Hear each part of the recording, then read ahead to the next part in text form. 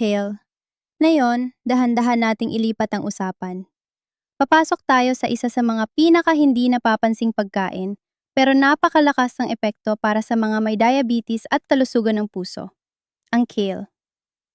Maraming tao ang dumadaan lang dito sa grocery. Iniisip na isa lang itong ordinaryong birding gulay. Pero sa totoo lang, ang kale ay maaring isa sa pinakamalalakas mong natural na sandata. Kaya bakit kale? Ano ang nagpapaganda rito para sa mga taong may diabetes, baradong ugat, o laging pagod?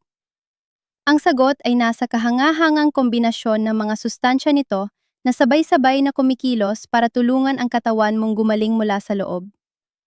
Ang kale ay mayaman sa soluble fiber na tumutulong pababain ang masamang kolesterol at panatilihin kang busog ng mas matagal, kaya naiiwasan ang biglaang pagtaas ng insulin.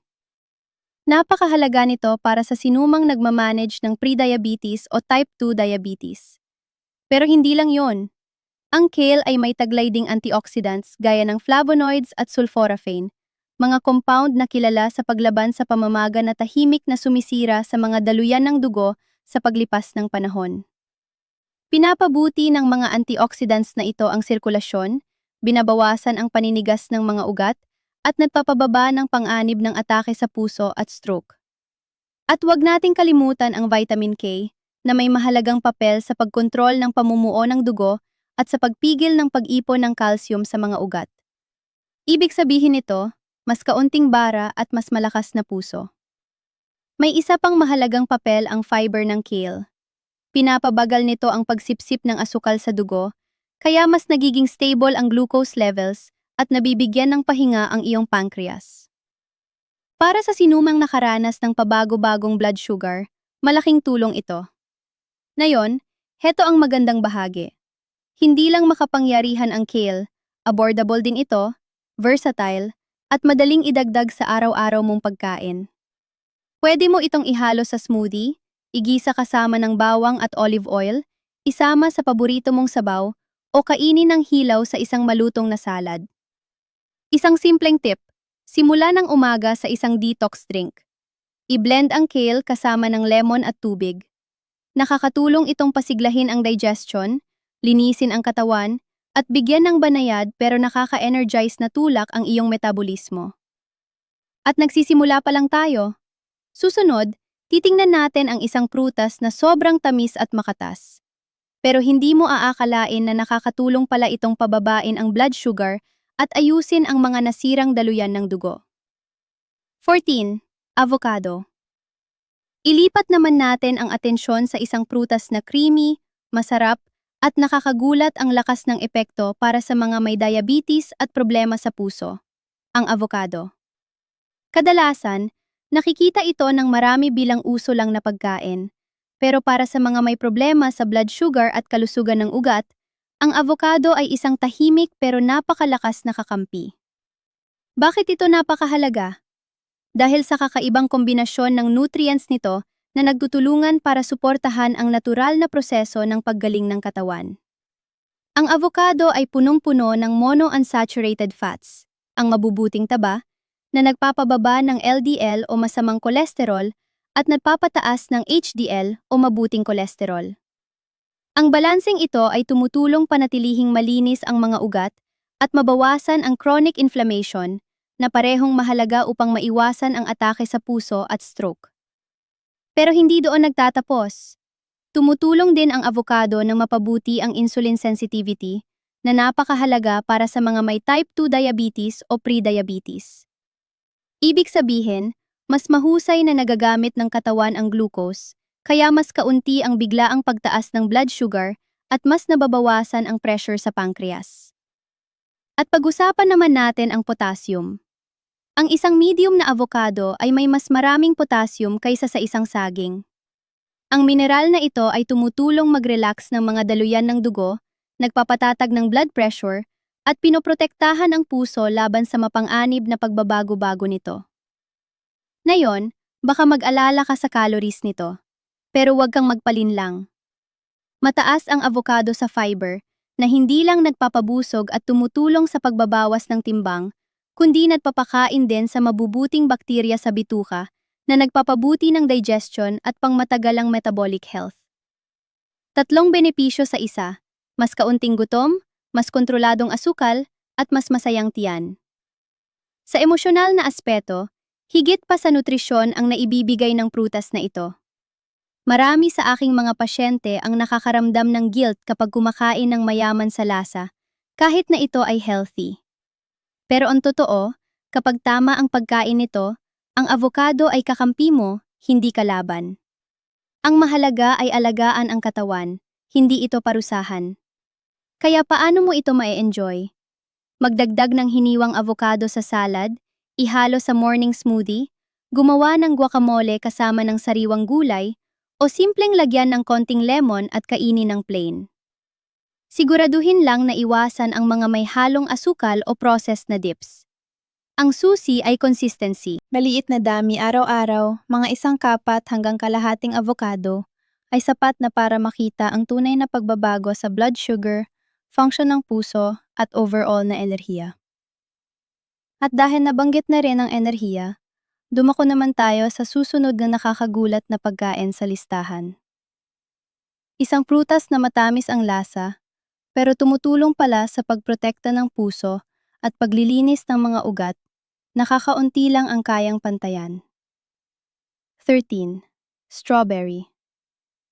Ngayon, magpunta tayo sa mas matamis na bahagi. Isang bagay na maaaring ikagulat mo. Kapag iniisip ng mga tao ang prutas at diabetes, kadalasan ay nag-aalala sila sa asukal nito. Pero ang strawberry ay isang makapangyarihang exception, lalo na pagdating sa pagprotekta ng puso at pagpapatatag ng blood sugar. Narito kung bakit kakaiba ang strawberry. Sa kabila ng natural nitong tamis, mababa ang glycemic index ng strawberry. Ibig sabihin, hindi ito nagdudulot ng biglaang pagtaas ng blood sugar. Iyan ay isang tunay na game changer para sa mga taong nagmamanage ng diabetes. Bukod pa rito, puno ang mga ito ng fiber na tumutulong pabagalin ang digestion, kontrolin ang gana sa pagkain, at maiwasan ang labis na pagkain. Isang bagay na madalas nating pinagdadaanan kapag sinusubukan nating panatilihing stable ang glucose levels. Pero hindi doon nagtatapos ang benepisyo. Ang strawberries ay mayaman sa anthocyanins, mga makapangyarihang antioxidants na nagpoprotekta sa katawan laban sa oxidative stress, isa sa pangunahing sanhi ng pamamaga at pagkasira ng mga ugat.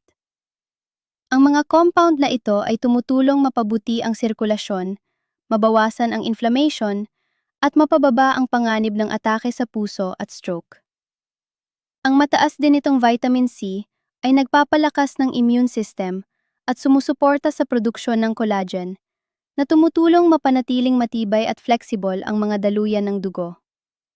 Ibig sabihin, mas maayos na daloy ng dugo, mas mababang blood pressure, at mas malusog na cardiovascular system sa kabuuan. Para sa mga may hypertension, natural na tumutulong ang strawberries na mag-relax at magpaluwag ng mga ugat, kaya nababawasan ang pressure sa puso. At dahil sa mataas nitong water content, nakakatulong din ito sa hydration at pakiramdam ng kabusugan na sumusuporta sa healthy weight loss nang hindi ka nakakaramdam ng deprivation. Ngayon, isang mabilis na paalala. Hanggat maaari, piliin ang organic na strawberries dahil ang karaniwang mga ito ay maaaring may dalang pesticide residues na maaaring makaapekto sa kalusugan sa pangmatagalan. At huwag masyadong komplikahin kung paano mo ito kakainin. Kainin mo ito ng sariwa, ihalo sa oatmeal, gawing smoothie, o ipares sa kaunting nuts para sa isang satisfying na merienda. Ito ang totoo. Ang pagkain ng strawberries ay hindi lang para sa pagpapasarap ng kain. Ito ay paraan ng pagbibigay sa katawan mo ng mga kasangkapan para gumaling ng natural at banayad. Nakita ko na ang mga pasyente na nagdagdag lang ng ilang servings bawat linggo at naramdaman na ang pagbabago sa kanilang enerhiya, blood pressure, at maging sa kanilang mood. At dahil napag-usapan na rin ang mga kasangkapan sa paggaling, ang susunod nating tatalakayin ay isa sa pinakamakapangyarihang natural na panlinis ng mga ugat. At malamang ay nasa kusina mo lang ito ngayon. 12. Walnuts. Ngayon, lumipat naman tayo mula sa matamis, patungo sa malutong at malalim ang benepisyong hatid. Ang walnuts ay maaaring mukhang simpleng merienda lang, pero para sa mga taong may diabetes o problema sa puso, higit pa sa lasa ang naibibigay nito. Narito kung bakit ito mahalaga. Ang walnuts ay puno ng omega-3 fatty acids at monounsaturated fats. Ang mga uri ng taba na nakakatulong magpababa ng pamamaga sa mga ugat at nagpapabuti ng iyong cholesterol profile. Ibig sabihin, hindi lang nito pinapababa ang masamang kolesterol na LDL, kundi aktibo rin nitong pinipigilan ang pagbuo ng plaque sa mga ugat. At kapag mas kaunti ang bara, mas maayos ang daloy ng dugo, mas mababa ang blood pressure, at mas maliit ang panganib ng atake sa puso o stroke. Pero may mas malalim pang nangyayari sa loob. Ang maliliit na nuts na ito ay mayaman sa magnesium, isang mineral na madalas napapabayaan, pero napakahalaga sa pagkontrol ng blood pressure at pagpapabuti ng insulin sensitivity. Dalawang bagay na kailangang tutukan ng bawat taong may diabetes. Mas maraming magnesium ang nangangahulugang mas maayos na tumutugon ang katawan sa insulin, kaya mas nagiging stable ang glucose levels. At huwag din nating kalimutan ang selenium, isang makapangyarihang antioxidant na matatagpuan sa walnuts. Tinutulungan nitong i-neutralize ang free radicals na sumisira sa mga ugat at nagdudulot ng mga komplikasyon tulad ng neuropathy o sakit sa puso. Sa bawat dakot, para kang nagbibigay ng maliit na depensa sa iyong mga ugat. Paano naman ang carbs? Diyan pumapasok ang fiber sa walnuts. Pinapabagal nito ang proseso ng pagtunaw ng carbohydrates, kaya nakakatulang maiwasan ang biglaang pagtaas ng asukal sa dugo pagkatapos kumain. Dagdag pa, nakakatulong ang fiber na ito para mas matagal kang mabusog, kaya mas nababawasan ang tukso na kumain ng hindi healthy na pagkain sa kalaunan. At dito nagiging personal ang usapan. Nakita ko ang mga pasyente na dati ay natatakot kumain ng nuts dahil sa calories. Hanggang sa napagtanto nila na kahit isang maliit na dakot lang bawat araw ay nagdudulot ng mas stable na enerhiya, mas maayos na blood sugar at pati mas magandang mood. Hindi ito tungkol sa pagkain ng marami. Ito ay tungkol sa pagkain ng tama. Kaya paano mo ito gagamitin? Budburan ng kaunti ang iyong morning yogurt, ihalo sa salad, o magtabi ng maliit na garapon para sa mga sandaling nagugutom ka sa kalagitnaan ng araw. Simple, natural, at makapangyarihan. At habang nagpapatuloy tayo, ang susunod na pagkain sa listahan ay maaring mukhang malambot at simple. Pero ang epekto nito sa inflammation at paglilinis ng mga ugat ay kahanga-hanga. Leben, yum.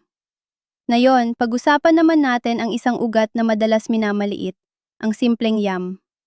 Sa unang tingin, para lang itong kamag-anak ng kamote, pero pagdating sa diabetes at kalusugan ng puso, ang yam ay isang tunay na nutritional powerhouse. Kaya ano ang nagpapaganda rito? Hindi tulad ng mga simpleng carbohydrates na mabilis matunaw at biglang nagpapataas ng asukal sa dugo. Ang yam ay isang complex carbohydrate. Ibig sabihin, mabagal itong matunaw, kaya nagbibigay ito ng tuloy-tuloy at stable na enerhiya ng walang pabago-bagong blood sugar spikes na nakakapagod sa pancreas sa paglipas ng panahon.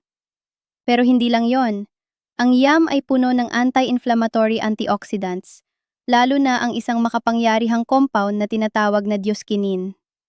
Ang sustansyang ito ay tumutulong protektahan ang mga ugat, pinapabuti ang sirkulasyon, at binabawasan ang tahimik na pamamaga na bumabara sa mga ugat at nagpapataas ng panganib ng atake sa puso. Ang yam ay mayroon ding soluble fiber na hindi lang nagpapabuti ng digestion, kundi nagpapabagal din sa pagsipsip ng glucose, kaya mas matagal kang busog habang nananatiling stable ang blood sugar levels. Pinapadali nito ang pagkontrol ng timbang at pag-iwas sa cravings, dalawang malaking panalo para sa mga may diabetes o pre-diabetes. At wag nating kalimutan ang vitamin B6 sa yam, na sumusuporta sa kalusugan ng nervous system, tumutulong sa pagbalanse ng mood at hormones, at maaring magpababa ng stress-induced eating. Kapag mas kalmado ang isip, mas madali kang manatiling consistent sa healthy na mga desisyon.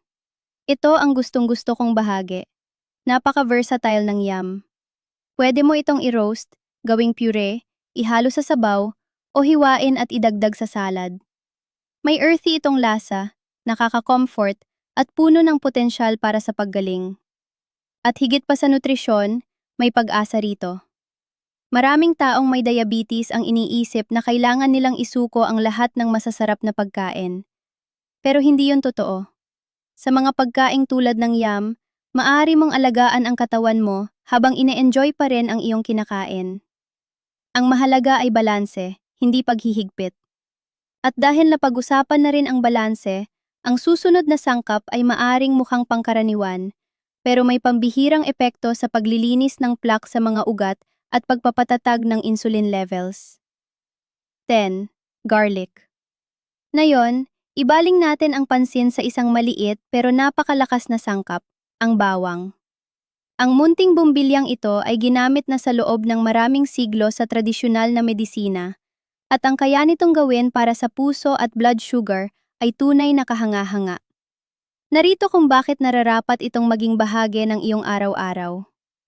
Ang pinakamakapangyarihang compound nito, ang alisin, ay nailalabas kapag dinudurog o hinihiwa ang bawang. Tumutulong ang alisin na mapabuti ang sirkulasyon, mapababa ang blood pressure, at panatilihing malinis ang mga ugat sa pamamagitan ng pagpigil sa pagbuo ng plaque. Napakahalaga nito lalo na para sa mga may mataas na kolesterol o maagang palatandaan ng sakit sa puso. Pero ang kapangyarihan ng bawang ay hindi lang para sa puso. Bilang isang natural na antibiotic, sinusuportahan nito ang iyong immune system at tumutulong labanan ang mga tahimik na impeksyon na kadalasang hindi napapansin, ngunit maaring magpalala ng chronic inflammation, isa sa mga nakatagong kaaway sa likod ng diabetes at paghina ng kalusugan ng puso. Para sa mga taong may diabetes, may isa pang mahalagang papel ang bawang. Tinutulungan nitong mapabuti ang insulin sensitivity, kaya mas nagiging madali para sa iyong katawan na iproseso at kontrolin ang blood sugar. Ipinakita ng ilang pag-aaral na kahit maliit na dami lamang ay makakatulong na pababain ang fasting glucose levels at triglycerides, dalawang karaniwang hamon sa type 2 diabetes. Ang kagandahan ng bawang ay nasa pagiging simple nito. Hindi mo kailangang uminom ng mga pills o bumili ng mamahaling supplements. Durugin lang ang isang butil, hayaan itong magpahinga ng 10 hanggang 15 minuto para ma-activate ang mga compounds nito at saka idagdag sa iyong pagkain. Kahit hilaw, ginisa o hinalo sa mainit na inumin na may lemon at olive oil, nagbibigay ang bawang ng tuloy-tuloy at pinagsama-samang benepisyo sa napakasimpleng paraan. Pero heto ang emosyonal na katotohanan. Marami na akong nakilalang pasyente na pakiramdam nila ay wala ng natural na paraan na makakatulong sa kanila. Parang nawalan na sila ng pag-asa. Pero nang magsimula silang magdagdag ng maliliit pero makapangyarihang pagbabago tulad ng bawang sa kanilang routine, unti-unti nilang naramdaman ang pag-asang bumabalik. Bumuti ang kanilang mga resulta. Bumalik ang kanilang enerhiya. At muli silang naniwala na kaya pang maghilom ang kanilang katawan. At dahil napag-uusapan na rin ang paggaling, ang susunod nating pagkain ay maaaring mukhang pangkaraniwan, pero may banayad itong epekto sa blood sugar at may mahalagang papel sa pagprotekta ng puso laban sa pangmatagalang pinsala. 9. Apple with skin. Ngayon, pag-usapan naman natin ang isang prutas na pamilyar sa lahat pero napakalakas ng benepisyo, ang mansanas. Marahil narinig mo na ang kasabihang, "An apple a day keeps the doctor away." At pagdating sa diabetes at kalusugan ng puso, suportado ito ng siyensya, lalo na kung kakainin mo ito kasama ang balat. Bakit napakahalaga ng balat? Dahil dito matatagpuan ang flavonoids tulad ng quercetin, mga makapangyarihang antioxidants na tumutulong magpababa ng inflammation, labanan ang oxidative stress, at protektahan ang iyong mga ugat laban sa dahan-dahang pinsalang nagdudulot ng pagbabara at sakit sa puso. Para itong kalasag na nagbabantay sa iyong blood vessels laban sa araw-araw na stress, lalo na kung ikaw ay may diabetes o mataas na blood pressure. Sa loob naman ng mansanas ay may pectin, isang uri ng soluble fiber na kumikilos na parang espongha sa iyong digestive system. Pinapabagal nito ang pagsipsip ng asukal at taba, kaya tumutulong itong panatilihing stable ang blood glucose levels at maiwasan ang biglaang pagtaas nito. Kasabay nito, nakakatulong din itong pababain ang LDL cholesterol, kaya mas nakakapagtrabaho ng maayos ang iyong puso. Pero hindi pa dyan nagtatapos ang kwento. Sinusuportahan din ng mansanas ang kalusugan ng bituka na may malaking papel sa insulin sensitivity, mood regulation, at pangkalahatang kalusugan. Ang fiber nito ay nagbibigay ng pakiramdam ng kabusugan, kaya nakakatulong maiwasan ang overeating at hindi kinakailangang pagmemeryenda, mga karaniwang hamon para sa mga nagmamanage ng blood sugar. Ang emosyonal na aral dito ay simple. Maraming tao ang naniniwala na ang kalusugan ay dapat manggaling sa supplements, reseta ng doktor, o komplikadong diet.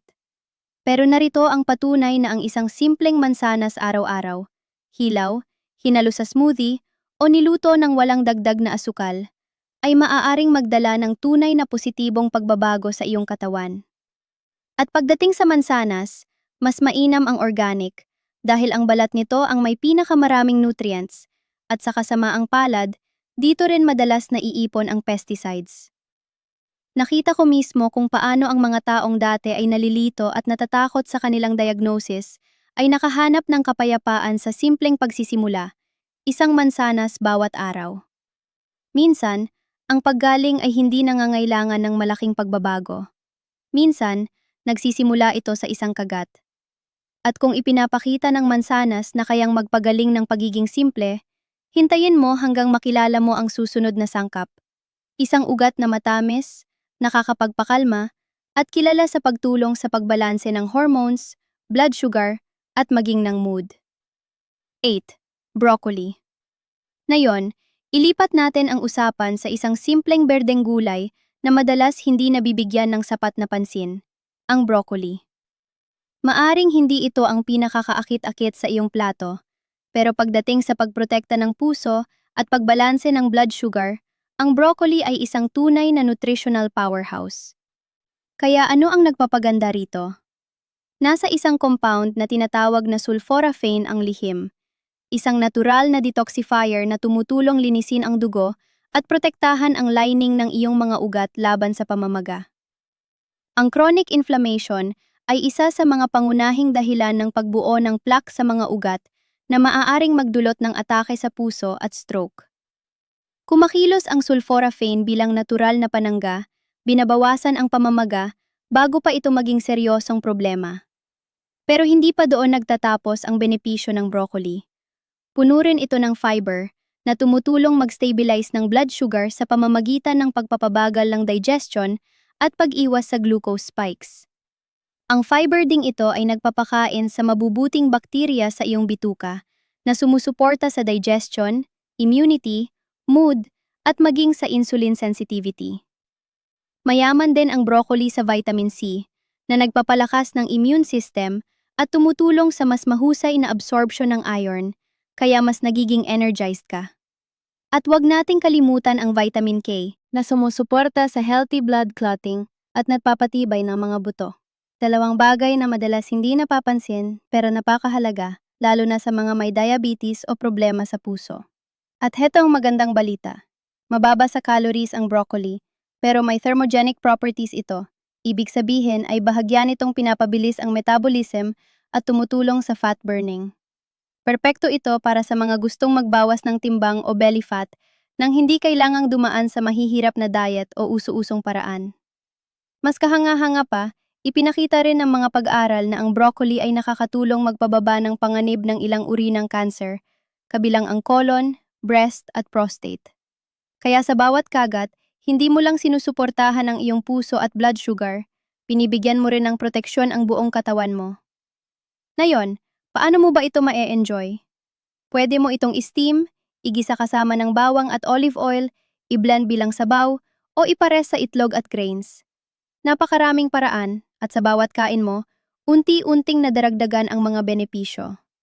At para sa mga napapagod na sa dami ng bawal, ang broccoli ay paalala na ang tunay na pagkain, kapag ginamit ng tama, ay may kakayahang magpagaling. Hindi mo kailangan ng komplikadong routine. Kailangan mo lang ng tamang mga pagpipilian. At isa na roon ang broccoli.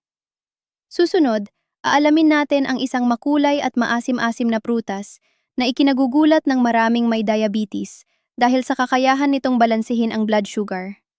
At malamang, nasa kusina mo lang ito ngayon. 7. Orange. Ngayon, bigyan naman natin ng kaunting sigla ang usapan sa isang prutas na kasing buhay ng kulay nito ang benepisyo, ang orange. Ang pangkaraniwang citrus na ito ay maaring mukhang simple lang, pero kapag kinain sa tamang paraan, nagiging natural itong kasangkapan para pagalingin ang puso at balansehin ang blood sugar. Kaya ano ang nagpapaganda sa oranges? Una, mayaman ito sa soluble fiber, lalo na kapag kinakain kasama ang laman o pulp. Ang fiber na ito ay kumikilos na parang espongha, pinapabagal ang pagsipsip ng asukal at taba sa katawan, kaya nakakatulong kontrolin ang glucose levels at pababain ang kolesterol ng sabay. Ibig sabihin, hindi lang ligtas ang oranges para sa may diabetes. Nakakatulong pa ito. Puno rin ito ng vitamin C, isang sustansyang higit pa sa pagpapalakas ng immune system. Pinoprotektahan nito ang iyong mga ugat laban sa oxidative stress at pinapalakas ang pader ng arteries, kaya nananatili itong flexible at hindi madaling masira.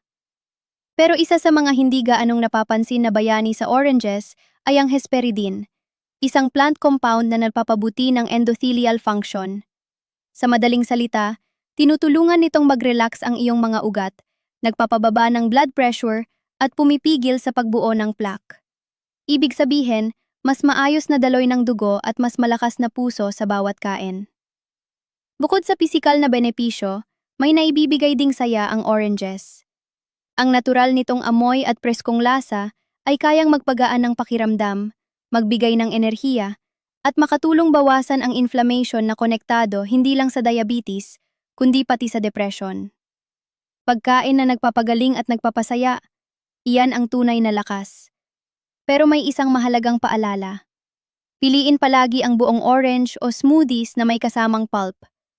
Ang orange juice, kahit 100% pa ito, ay kulang sa fiber at maaring magdulot ng mabilis na pagtaas ng blood sugar. Nasa pulp ang tunay na lakas nito, hindi lang sa tamis. At sa emosyonal na aspeto, para sa maraming may diabetes, ang prutas ay parang bawal na kasiyahan. Pero pinapatunayan ng oranges na pwede mong ma-enjoy ang tamis habang pinapangalagaan ang iyong kalusugan. Hindi mo kailangang isuko ang lahat, kailangan mo lang pumili ng tama. At dahil napag-uusapan na rin ang tamang pagpili, ang susunod nating sangkap ay hindi man tumutubo sa puno, pero may malalim na papel sa pagbalanse ng blood sugar at pagpapakalma ng inflammation mula sa loob. 6. Oats. Ngayon, pag-usapan natin ang isang comfort food na tahimik pero makapangyarihan, ang oats. Maaring iniisip mo na pang-almusal lang ito, pero sa totoo lang, isa ito sa pinakamabisang pagkain para suportahan ang blood sugar at protektahan ang puso. Bakit napaka-epektibo ng oats? Nakasalalay ito sa isang espesyal na uri ng soluble fiber na tinatawag na beta-glucan. Ang fiber na ito ay bumubuo ng parang gel sa iyong bituka na nagpapabagal sa pagsipsip ng asukal at taba. Dahil dito, naiiwasan ang biglaang pagtaas ng blood glucose at natutulungan ding pababain ang LDL cholesterol. Sa madaling salita, pinapanatili nitong steady ang blood sugar at malinis ang iyong mga ugat. Pero hindi pa dyan nagtatapos. Ang oats ay may taglay ding bihirang antioxidants na tinatawag na avenantramides, natatangi sa butil na ito. Tinutulungan ng mga compound na ito na bawasan ang pamamaga sa mga ugat, pinapabuti ang sirkulasyon, at pinapababa ang panganib ng atake sa puso at stroke sa paglipas ng panahon. Mas kaunting inflammation, mas kaunting stress sa puso at mga ugat. Ang fiber sa oats ay tumutulong din para maramdaman mong busog ka ng mas matagal, kaya mas madali mong maiwasan ang unhealthy snacks at makokontrol ang timbang. Napakahalaga nito lalo na para sa mga may insulin resistance o metabolic syndrome. At hindi lang sa loob ng katawan ang benepisyo nito. Sinusuportahan din ng oats ang digestion, pinapabuti ang kalusugan ng bituka, at nakakatulong pa sa balat, lalo na kung nakakaranas ka ng stress breakouts o pagkatuyo na karaniwan sa mga may blood sugar imbalance. Sa emosyonal na aspeto, nakakaginhawa ang oats. Mainit, banayad at madaling ihanda. Perpekto para sa mga pagod na sa kakaisip kung ano ang kakainin. Ang isang mangkok ng oats sa umaga ay hindi lang pagkain. Maaari itong maging simula ng mas kalmado at mas balanseng araw. Pero heto ang mahalagang paalala. Piliin ang minimally processed oats tulad ng rolled oats, steel-cut oats, o oat bran. Ang instant oatmeal ay kadalasang may halong asukal na maaring makabura sa mga benepisyo nito. Panatilihing simple. Lagyan ng berries, cinnamon, o kaunting walnuts para sa dagdag na lasa at kalusugan. At habang nagpapatuloy tayo, ang susunod na pagkain ay sariwa, nakakapresko, at puno ng natural na compounds na nagpoprotekta sa iyong mga ugat at nagpapatatag ng blood sugar, habang nagbibigay ng masarap na dagdag sa iyong pagkain. 5. Almonds. Ngayon, lumipat tayo sa isang maliit pero napakalakas na pagkain, ang almond. Madalas itong ituring na simpleng merienda, pero sa totoo lang, isa itong nutritional powerhouse para sa mga may diabetes, mataas na kolesterol, o problema sa puso. Ang ganda nito ay nasa pagiging simple at kakayahan nitong tumulong sa paggaling mula sa loob. Kaya ano ang nagpapabisa sa almonds? Ang maliliit na butil na ito ay mayaman sa monounsaturated fats, fiber, protein at magnesium. Isang kombinasyon na nagtutulungan para mabawasan ang pagtaas ng blood sugar at mapabuti ang insulin sensitivity. Ibig sabihin, mas mahusay na napoproseso ng katawan ang asukal, mas kaunti ang highs at lows, at mas nababawasan ang pressure sa pancreas. Mayroon ding vitamin E ang almonds, isang makapangyarihang antioxidant na nagpoprotekta sa iyong mga ugat laban sa pinsalang dulot ng oxidative stress at inflammation. Sa paglipas ng panahon, nakakatulong itong pabagalin ang pagtanda ng mga ugat at panatilihin silang flexible, kaya nababawasan ang panganib ng atake sa puso at stroke. At huwag nating kalimutan ang papel ng almonds sa pagkontrol ng timbang. Ang protein at fiber nito ay tumutulong para maramdaman mong busog ka, kaya mas nababawasan ang pagkakataong mag-overeat o kumain ng matatamis na snacks. Isang simpleng pagbabago na may malaking epekto sa metabolic health. Pero ang pinakamagandang bahagi? Madali itong isama sa iyong araw-araw na routine, basta't hindi ito matamis at walang halong dagdag na oils. Heto ang emosyonal na katotohanan. Para sa maraming taong may diabetes, parang nagiging kalaban ang pagkain. Pero ang almonds ay isang banayad na paalala na ang pagkain ay maaari pa ring maging nakaka-comfort, nakakapagpagaling, at masarap, nang hindi isinasakripisyo ang iyong kalusugan. Ang susi ay nasa maliliit at tuloy-tuloy na pagpili, tulad ng pagkain ng 10 hanggang 15 hilaw na almonds bawat araw. At dahil nabanggit na rin ang maliliit pero tuloy-tuloy na pagbabago, ang susunod nating sangkap ay maaaring ikagulat mo. Ito ay creamy, plant-based, at kilala sa pagtulong magpababa ng blood sugar at inflammation sa bawat kutsara. 4. Purple grape. Ngayon, sumisid naman tayo sa isang matamis, makulay, at nakakagulat na makapangyarihang prutas, ang purple grapes. Madalas itong tingnan bilang simpleng merienda lang, pero ang maliliit na prutas na ito ay may dalang matinding benepisyo pagdating sa proteksyon ng puso, suporta sa blood sugar, at maging sa kalusugan ng utak. Kaya ano ang nagpapaganda sa purple grapes? Nasa lalim ng kulay nito ang sagot, partikular sa compound na tinatawag na resveratrol. Ang makapangyarihang antioxidant na ito ay kadalasang matatagpuan sa balat ng purple grapes at tumutulong itong mapabuti ang function ng mga ugat, bawasan ang inflammation, at pigilan ang pagbuo ng plaque. Tatlong napakahalagang layunin para sa sinumang nagmamanage ng diabetes o may panganib sa sakit sa puso. Pero hindi pa dyan nagtatapos. Ang purple grapes ay mayaman din sa anthocyanins at flavonoids na lalo pang tumutulong mag-relax ng mga ugat, magpababa ng blood pressure, at palakasin ang integridad ng arteries. Ibig sabihin, mas maayos na sirkulasyon, mas kaunting bara, at mas kaunting stress sa puso sa bawat kain. At hindi lang sa puso ang benepisyo. Ang parehong antioxidants na ito ay tumutulong mapabuti ang daloy ng dugo sa utak na nagpapalinaw ng pag-iisip, nagpapahusay ng focus, at tumutulong sa mood stability. Mga bagay na kadalasang naaapektuhan kapag hindi balanse ang blood sugar at blood pressure. Ngayon, paano mo ito kakainin? Ang buong ubas na may balat at buto ang nagbibigay ng pinakamaraming benepisyo. Maari mo rin itong gawing fresh na homemade juice na may pulp o natural na sugar-free jam. Siguraduhin mo lang na hindi mo inaalis ang balat dahil doon nakatago ang tunay na lakas nito. Isang mahalagang paalala, hanggat maaari, piliin ang organic grapes dahil ang karaniwang ubas ay kadalasang may mataas na pesticide content. At dahil kinakain mo ang balat, mahalagang siguraduhin na malinis at ligtas ang iyong nutrisyon. At heto ang isa sa mga pinakamagandang bagay tungkol sa grapes. Pinapatunayan nila na ang isang bagay ay maaring maging matamis, satisfying, at sabay na nakakapagpagaling. Hindi mo kailangang isuko ang lasa para alagaan ang iyong kalusugan. Kailangan mo lang maging mas matalino sa pagpili. At dahil napag-uusapan na rin ang matalinong pagpili, ang susunod na sangkap ay creamy, nakakapagpakalma, at kilala sa pagtulong kontrolin ang pabago-bagong blood sugar habang sinusuportahan ang heart rhythm at metabolismo. 3. Black beans. Ngayon, pag-usapan natin ang isang pagkain na maliit sa sukat pero napakalaki ng epekto, ang black beans.